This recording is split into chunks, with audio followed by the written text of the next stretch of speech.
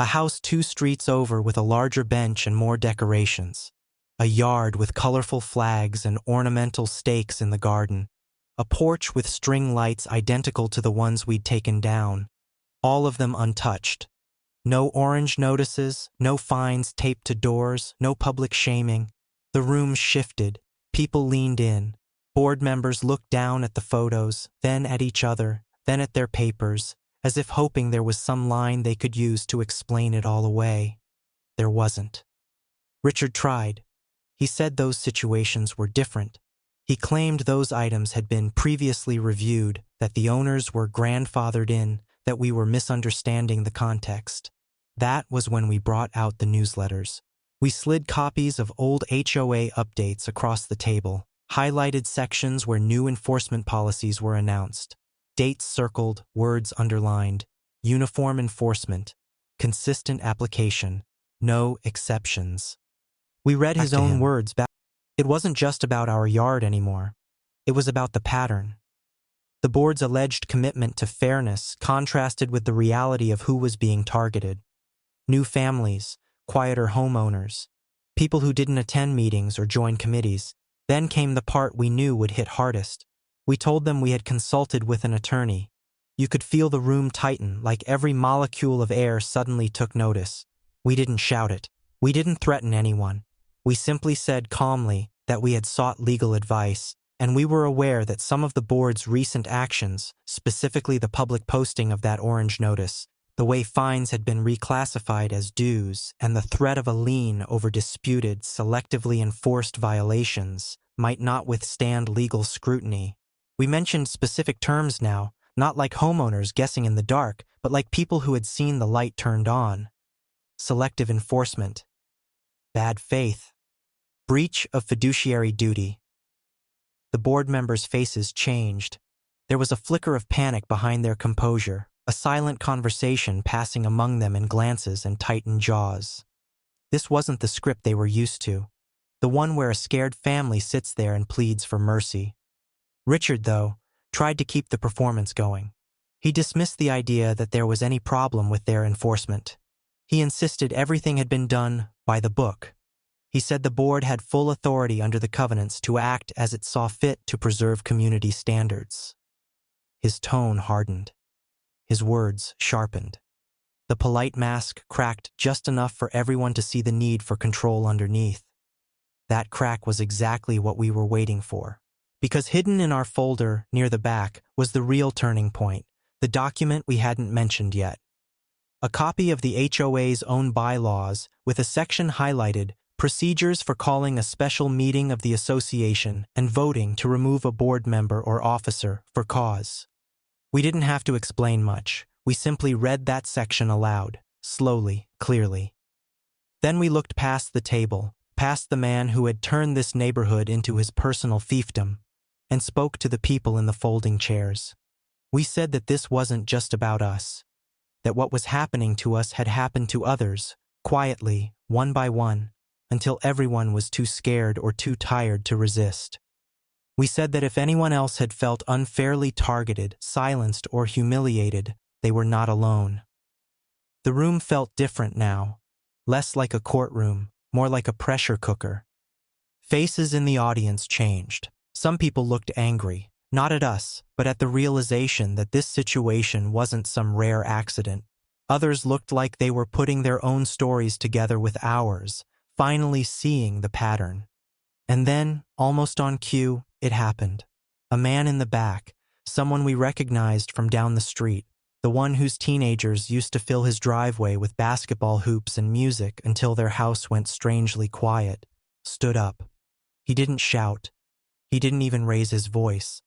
But he said, clearly enough for the entire room to hear, that he had been fined repeatedly for minor issues until he finally gave up and sold his house. He said he had never spoken up because he thought no one would listen. Now he wasn't the only one. Another neighbor spoke, then another. A woman near the front stepped forward with her own story of a warning over a kid's playhouse. A retired man admitted he'd repainted his front door twice after Richard decided the approved color wasn't quite right anymore. The illusion began to collapse, not from a single blow, but from the weight of truths that had been waiting too long to be said. Richard tried to reassert control. He banged his hand on the table, insisted this was out of order, reminded everyone this was a formal hearing about our violations, not a general meeting. But it was too late. Someone in the audience, soft-spoken, older, the type who rarely spoke at meetings, asked a question that cut through the chaos like a blade. If homeowners had the right to call a special meeting to vote on board members, why had they never been told? Why was that clause buried in documents no one was ever guided through? Silence followed. Then, another question. How exactly were violations selected for enforcement? Was there a written policy? Were there records, or was it just up to personal judgment? The board members looked at Richard. This, right here, was the turning point. For years, he had been the one asking questions, demanding answers, issuing orders. In that small room, with a cheap table and plastic chairs, the roles began to reverse. The man who had used embarrassment and fear as tools was now the one feeling the burn of 100 watching eyes. We didn't have to shout. We didn't have to accuse.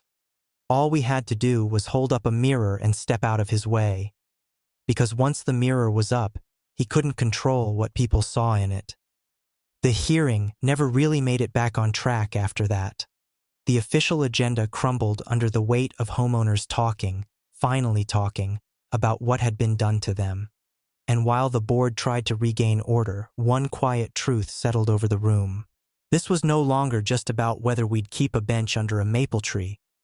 It was about whether this neighborhood was going to keep living under a man who had mistaken power for ownership.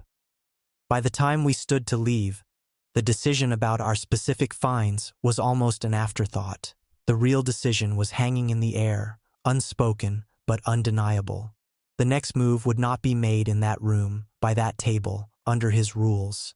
It would be made by the people he had spent years underestimating. And the man who had once seemed untouchable was about to learn what happens when the community he thought he controlled finally decides to turn and point all that fear and frustration back at him.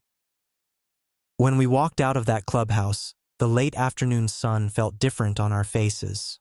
It wasn't because we had won anything, not yet.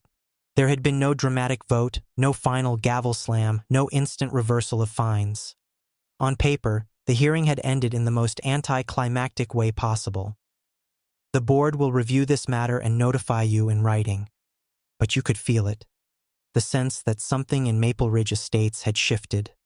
The ground under Richard's feet wasn't as solid as it had been when we walked in. Neighbors who would have once looked away as we passed didn't move this time. A few hung back in the parking lot, hovering near their cars, waiting as if unsure whether to approach or escape. The man who had spoken up about selling his house walked over first. He didn't say much. He didn't need to. The look he gave us, a mixture of apology, gratitude, and anger that clearly wasn't directed at us, was enough to confirm what we already suspected. We hadn't just cracked Richard's hold over us. We'd cracked it over them too. The first official sign that the tide had turned arrived 2 days later. It was another letter, of course. White envelope, HOA logo, thin, official paper. For a moment, my stomach reacted the way it had every time before, tight, braced for attack. But this letter was different. It stated, in dry, almost reluctant language, that upon review and consideration, the board had decided to waive the outstanding fines tied to our alleged violations and close the matter with no further action. It also stated that the public posting of our final warning notice on our front door had been handled in a way that did not reflect the association's preferred methods of communication, and that the board regretted any distress caused.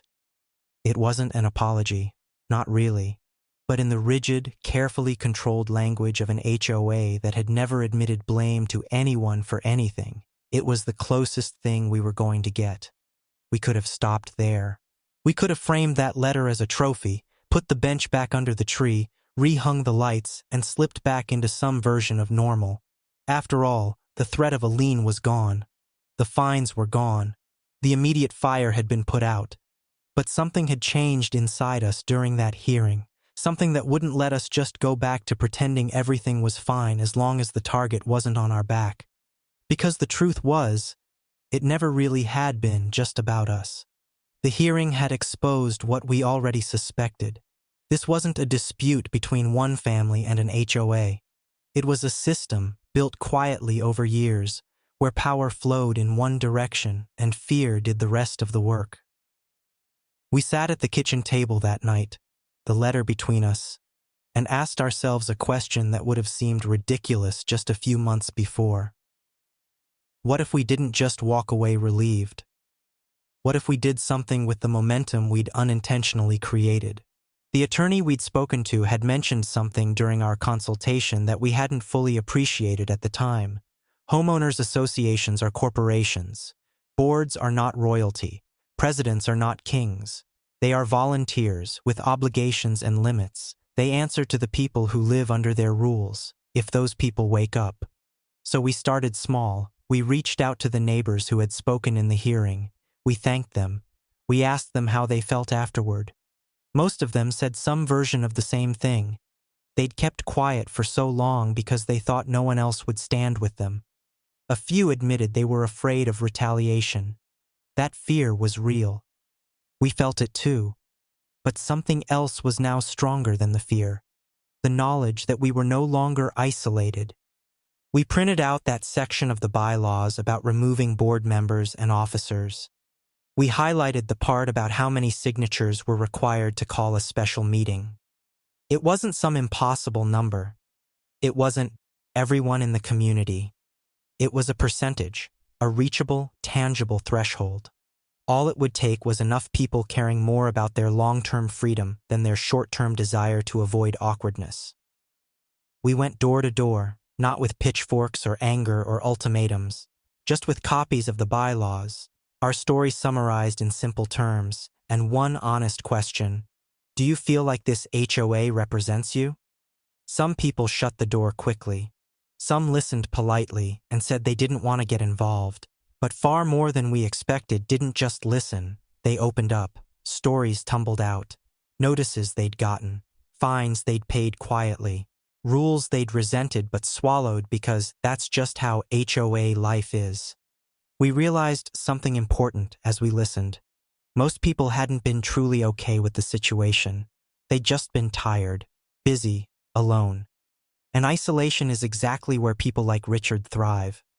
We gathered signatures, slowly at first, then in a wave, as word spread that someone was doing more than just complaining on the sidewalk.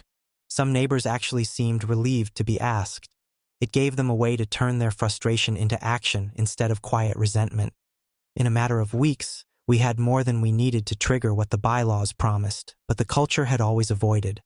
A special meeting of the association to address concerns about board leadership and enforcement practices. The notice for that meeting had to go out under the HOA's own rules. Seeing it printed, official letterhead, date and time, agenda item that included discussion and potential vote regarding the removal of current HOA president, was surreal. For years, those notices had been instruments of control. Now one of them was a crack in the very regime that had used them like a hammer. The night of the special meeting, the same clubhouse that had hosted our so-called hearing was packed wall to wall. People who had never bothered to show up to regular HOA meetings were there, standing along the walls, sitting on tables, leaning in doorways. This time, the energy in the room was different. It wasn't quiet dread. It wasn't stiff formality. It was something electric and unsteady, like a neighborhood that had been waiting years to take a breath and was finally doing it in unison. Richard sat at the front again, but the dynamic had shifted. The board members didn't look as aligned. Some of them looked tired, almost resigned. Others looked like they'd finally realized that tying themselves too tightly to one man's ego might have been a mistake. Homeowners spoke. Not in anger, but with a steady, accumulating clarity.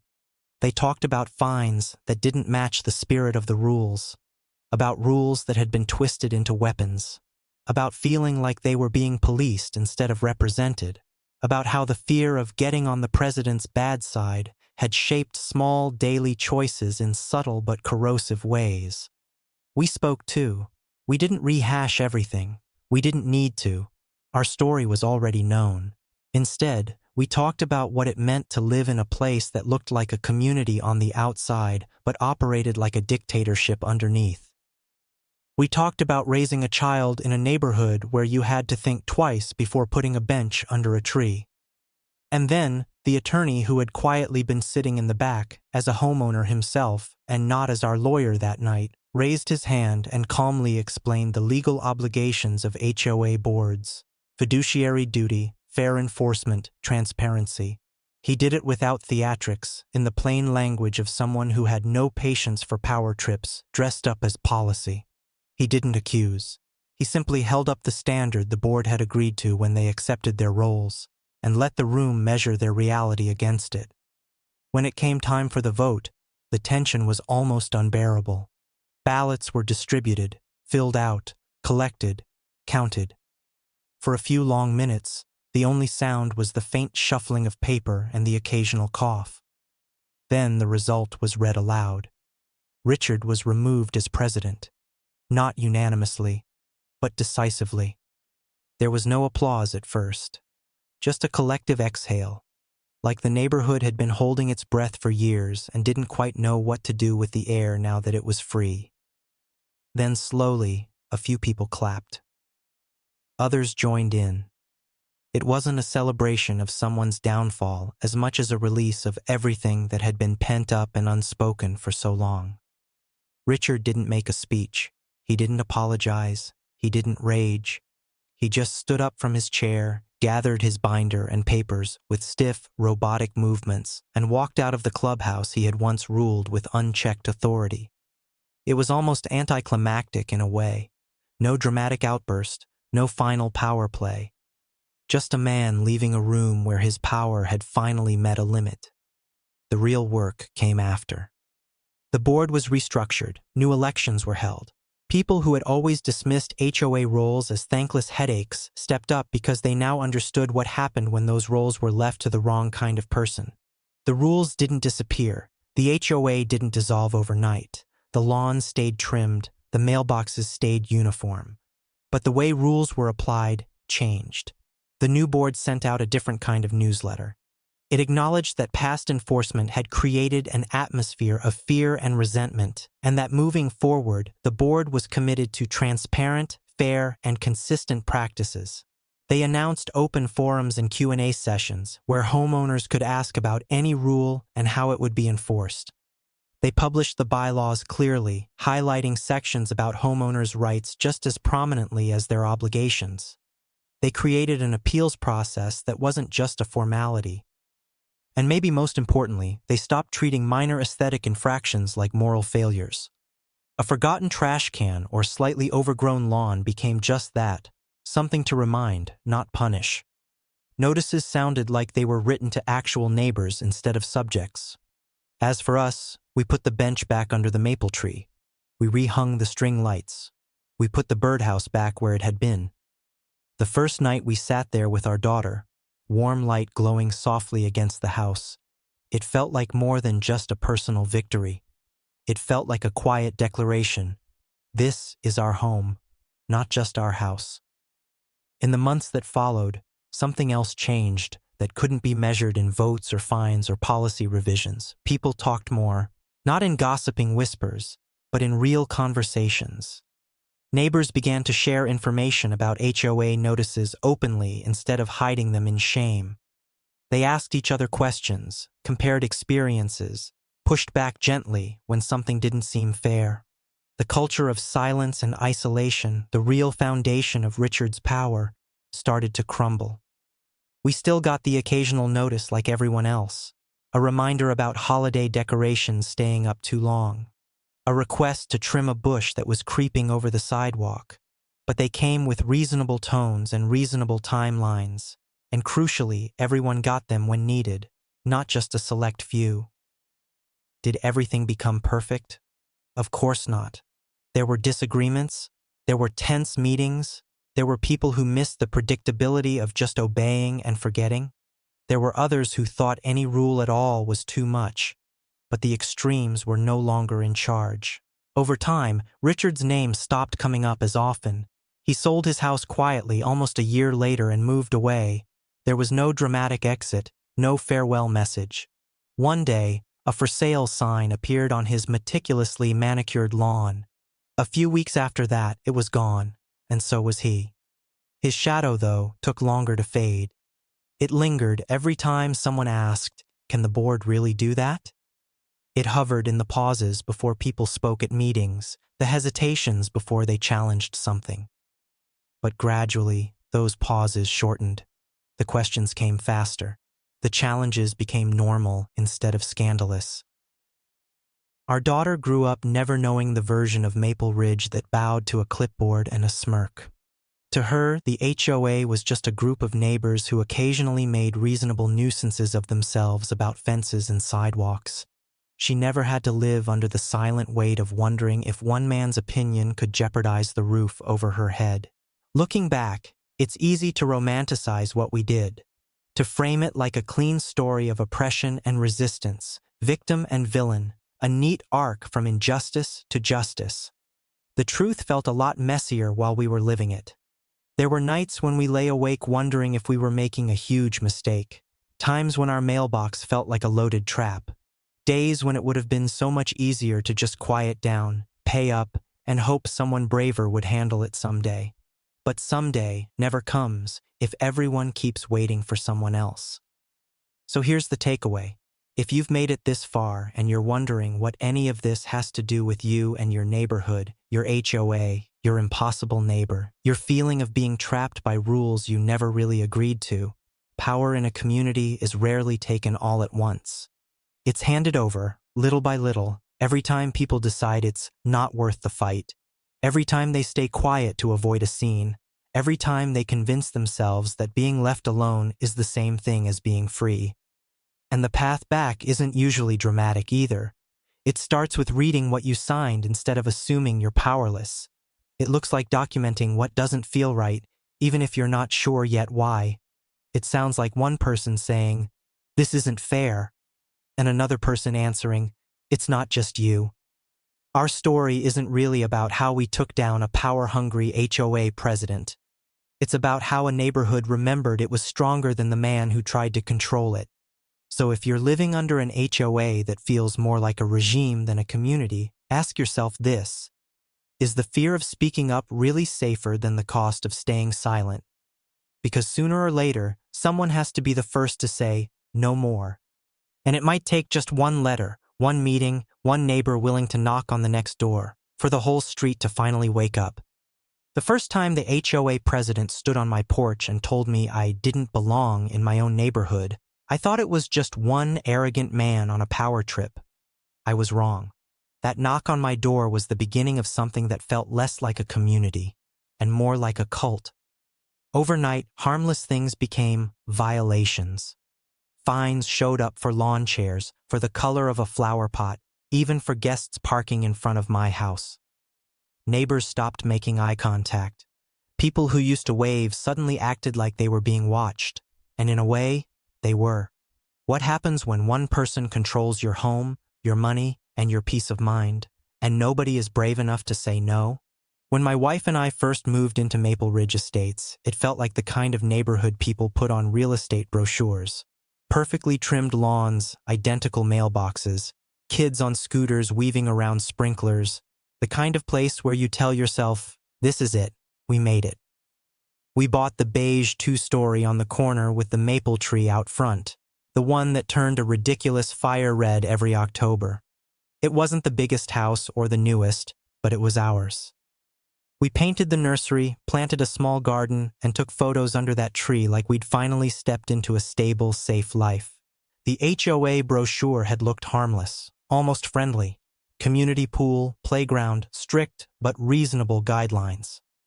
At the time, those rules sounded like protection. No junk cars on the street, no peeling paint, no wild knee-high grass. We told ourselves that meant our investment was safe, our surroundings would stay nice, and no one would ruin the neighborhood with chaos or neglect. The president of the HOA, a man named Richard, introduced himself to us at the first community barbecue.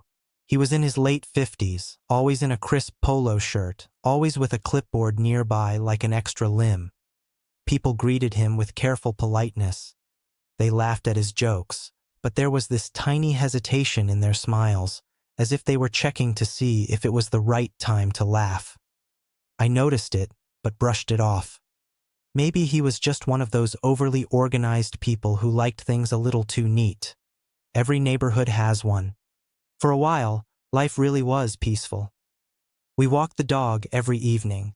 We waved at the same neighbors at the same time, like a quiet little routine. The couple across the street always had wind chimes on the porch. The retired man next door liked to tinker in his garage with the door half open and a radio playing classic rock.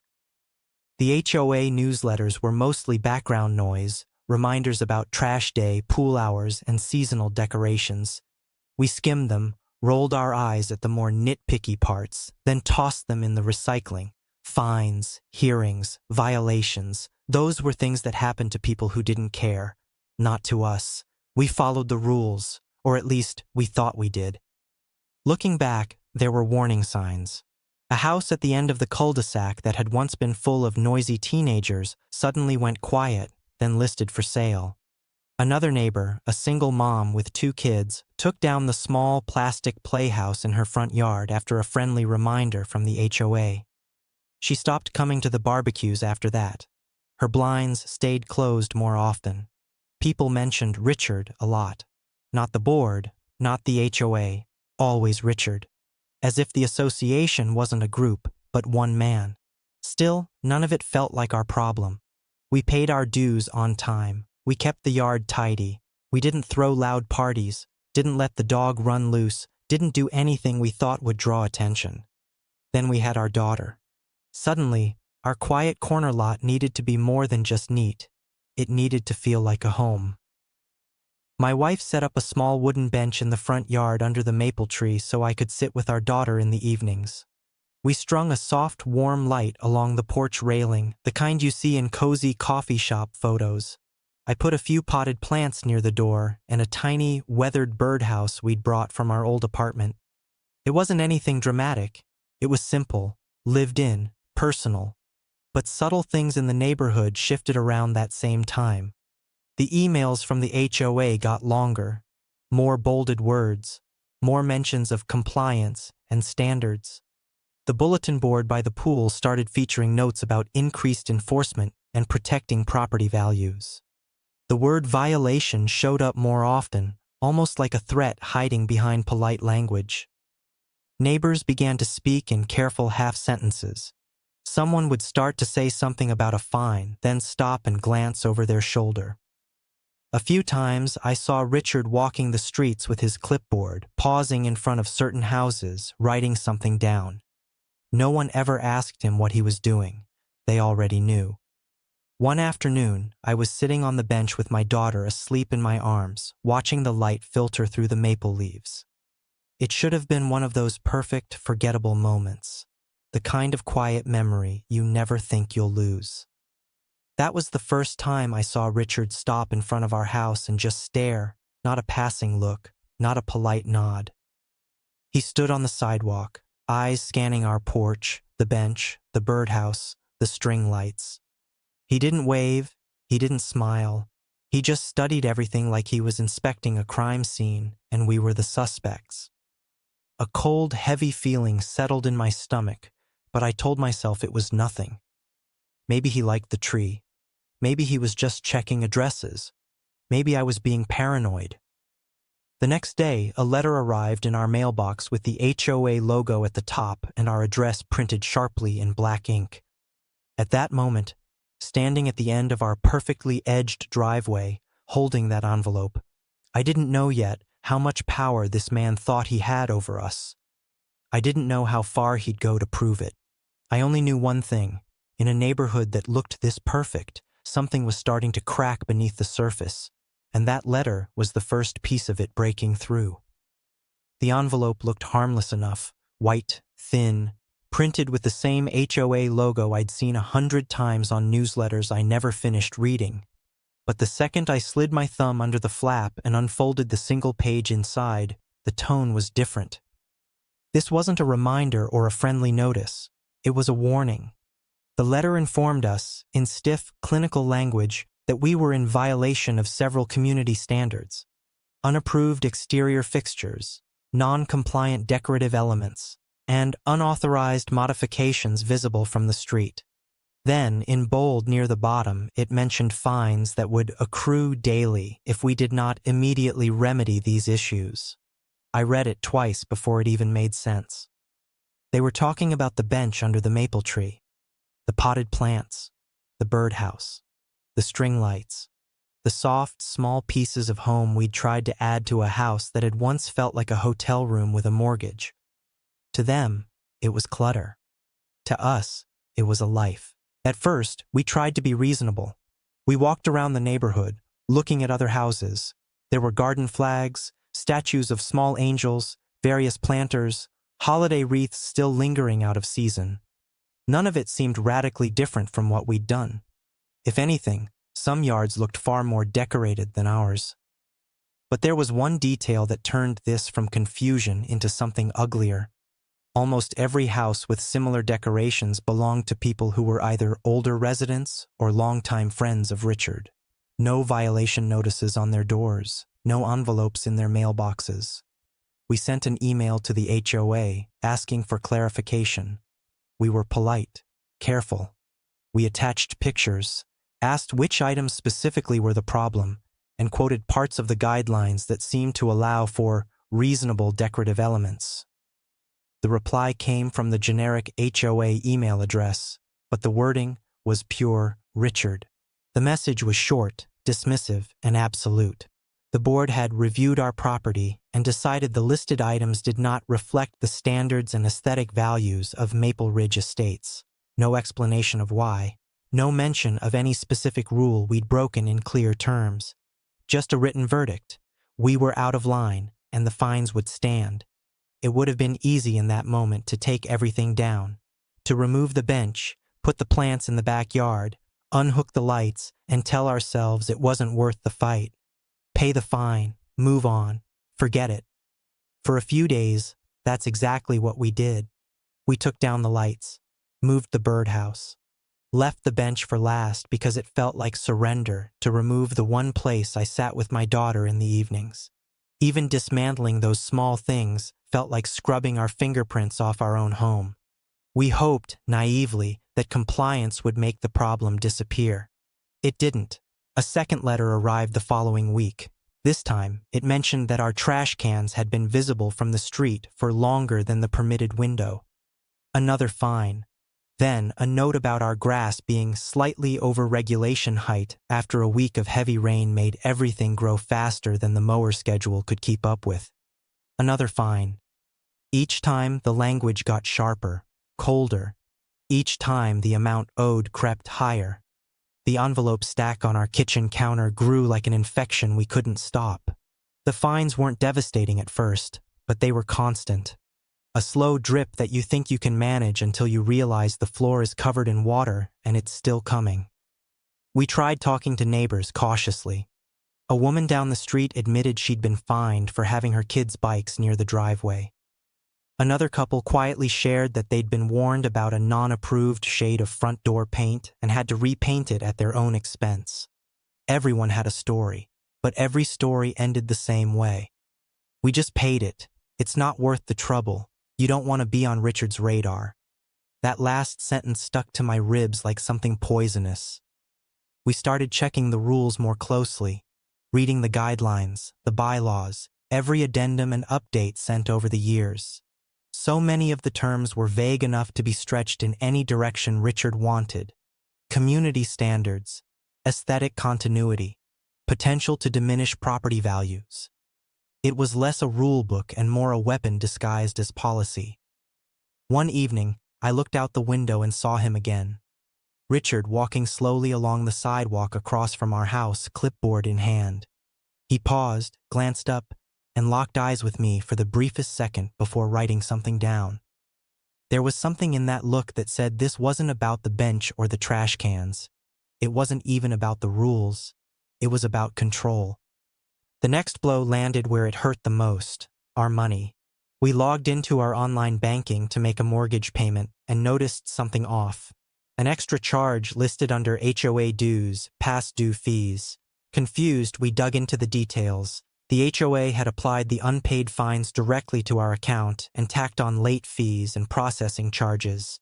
We had never missed a regular dues payment, but unpaid fines had been reclassified as dues in arrears.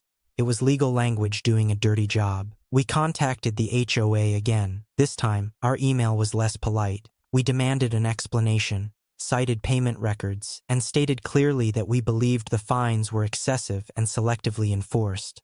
We asked for a breakdown of how they'd reached the numbers. The reply was longer this time and laced with something new: a quiet threat. If our pattern of noncompliance continued, the board would have no choice but to escalate enforcement up to and including legal action and property liens. In other words, they could put a lien on our house, over birdhouses and string lights, over grass and trash cans, over a man's personal opinion of what his neighborhood should look like. It stopped being annoying. It became terrifying. Yet underneath the fear was something else building: anger. A pressure that had been growing quietly now started to push back. We began to document everything: every letter, every email, every time we saw Richard walking the street with his clipboard. We took time-stamped photos of our property showing compliance. We took photos of other houses with visible violations that mysteriously never got fined. We saved every newsletter and memo, charting how the language had changed over the years. Patterns started to appear. Richard's enforcement wasn't random. Certain houses, newer residents, younger families, people who didn't show up at HOA meetings or barbecues were hit harder. Other homes, his friends, longtime residents, people who laughed a little too loudly at his jokes, seemed to exist under a different set of rules. The HOA, in theory, was a board. In practice, it was a man with unchecked power and a group of people too tired or too scared to challenge him. The more we saw, the harder it became to tell ourselves it was just how things are. The idea of paying our way out and hoping he'd get bored started to feel less like peace and more like surrender. Then the situation escalated from paper and money into something personal. One afternoon I came home to find a bright orange notice taped to our front door. It was large, impossible to miss, and loud in its humiliation. Final warning at the top. It accused us of repeated non-compliance, willful disregard of community standards, and hostile communication with the board. Hostile. Because we had asked for fairness. Because we had said, "This isn't right." But it wasn't just the words that sank their teeth in. It was the fact that this notice was taped publicly where every neighbor could see it. It wasn't a letter, slipped into a mailbox. It was a message. We saw the looks that evening. The awkward glances, the quick head turns. A few people wouldn't meet our eyes at all. One neighbor who used to chat with me about gardening suddenly seemed in a hurry to get inside whenever I stepped out. No one asked what had happened. No one said a word. The isolation didn't happen all at once. It was slow. Invitations stopped. People stopped lingering on the sidewalk. Conversations died when we approached. The neighborhood that once felt quietly friendly now felt like a stage where we'd been cast as the problem. We realized something chilling. This was exactly how Richard kept control. He didn't just fine people. He made examples of them. He used embarrassment like a fence, keeping everyone in line without ever needing to raise his voice. The question that had been tugging at the back of my mind turned into something sharp and unavoidable. How far could he go? The answer came sooner than we expected. A certified letter arrived, thicker than usual, requiring a signature. Inside was a formal notice. The board had scheduled a compliance hearing regarding our ongoing violations and concerning pattern of behavior. Attendance was strongly recommended. Failure to appear could result in default findings and maximum allowable penalties. They had given us a date, a time, and a place, the HOA clubhouse. We were no longer simply dealing with notices and fines.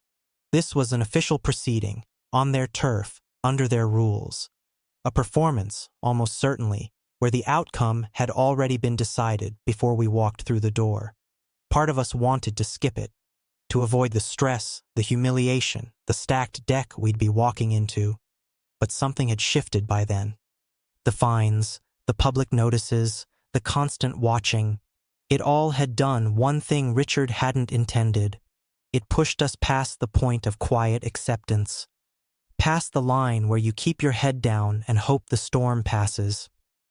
We started reading more than just HOA documents. We read about HOA abuse cases, homeowners who'd been bullied, neighborhoods that had turned into mini dictatorships. We found forums where people anonymously shared stories that sounded disturbingly familiar. Power-hungry presidents, selective enforcement, boards that acted like private governments. And buried in all of that were also strategies, ways people had pushed back. Legal rights homeowners actually had, even when it felt like the HOA controlled everything. We reached out to a real estate attorney, just for a consultation at first. We brought our growing stack of letters, photos, and printouts. He flipped through them, occasionally pausing at a sentence or shaking his head at how vague some of the rules were. When he finished, he didn't tell us we were crazy. He didn't say to just pay and move on.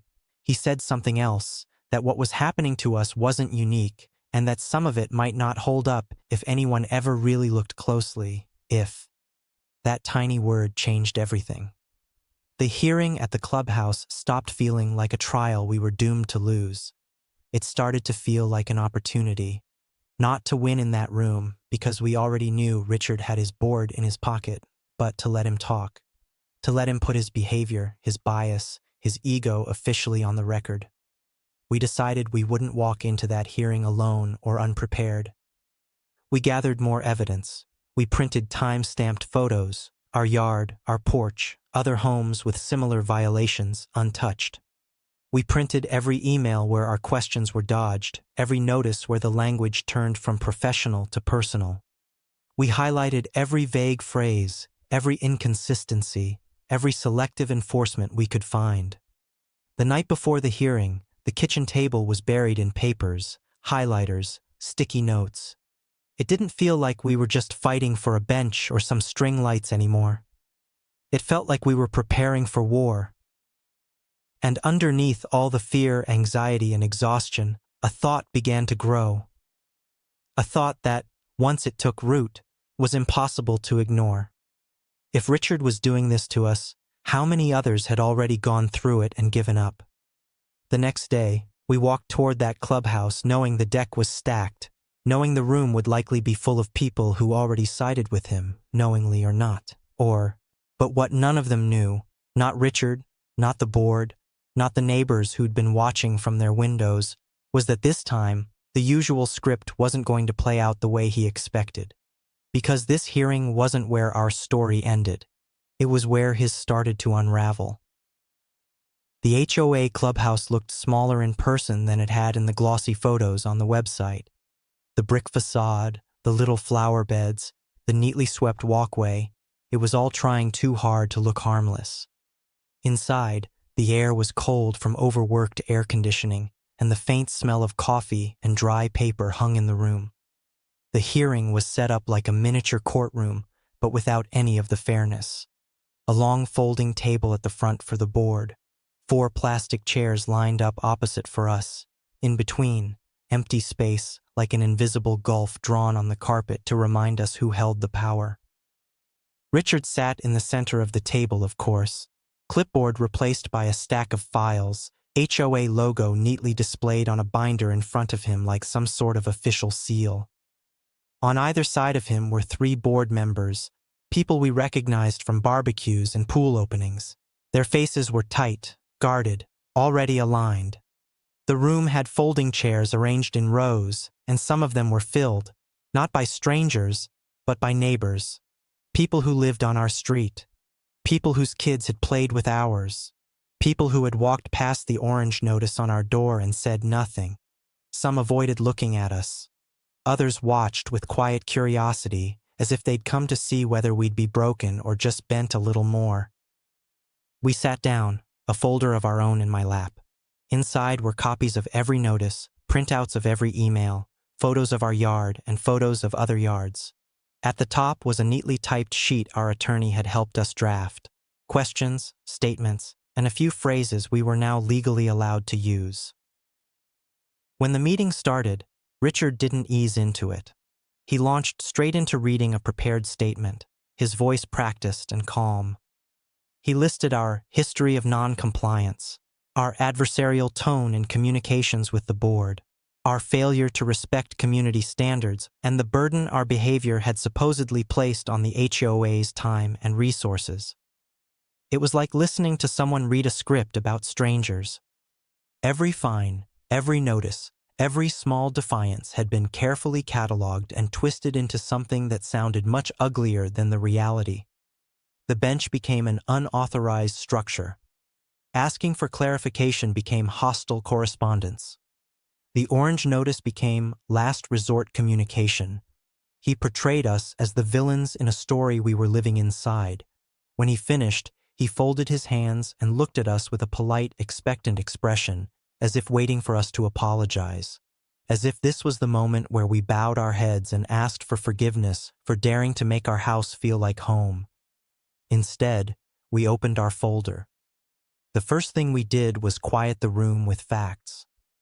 We began with dates: the date we moved in, the date of the first notice, the date we removed the items, the date the second and third notices came, how quickly the fines escalated despite compliance, how quickly reminders turned into threats of liens.